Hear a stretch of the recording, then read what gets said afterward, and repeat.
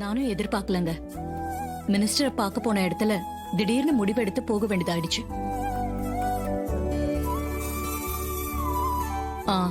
ரேவதி, இதுல dress, handbag, வாட்ச்னு உங்களுக்கு தேவையானதெல்லாம் வாங்கிட்டு வந்திருக்கேன், எடுத்துக்கோங்க.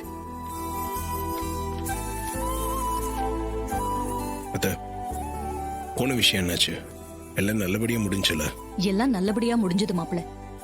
புது ஃபேக்டரி ஆரம்பிக்க மினிஸ்டர் சம்மதிச்சு அது சம்பந்தமான பேப்பர்ஸ் எல்லாத்துலயுமே சைன் பண்ணி கொடுத்துட்டாரு.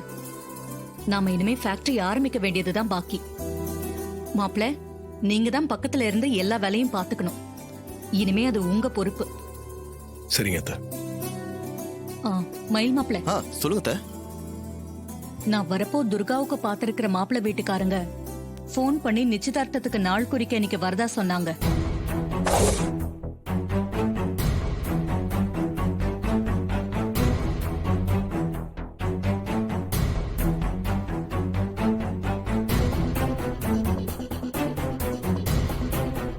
அப்படிங்களா? அதனால அவங்களுக்கு இன்னைக்கு விருந்தெல்லாம் ஜோரா இருக்கணும். சாப்பாட்டுல எந்த குறையும் வராம அவங்கள நல்லபடியா கவனிச்சுக்கணும்.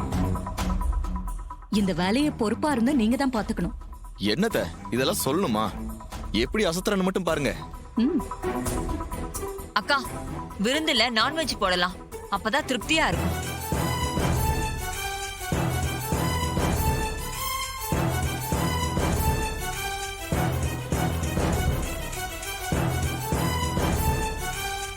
அதனால என்ன, போட்டுருவோம். மயில் மாப்பிள்ள, சந்திரா சொன்ன மாதிரி நான்வெஜ்க்கும் ஏற்பாடு பண்ணிடுங்க. சரிங்க அத்தை, பண்ணிடுறேன்.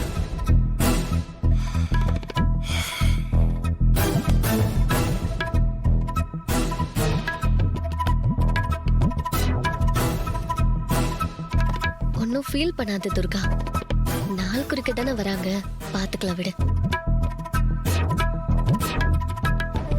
அக்கா, உன்கிட்ட ஒரு முக்கியமான விஷயம் பேசணும், கொஞ்சம் வா.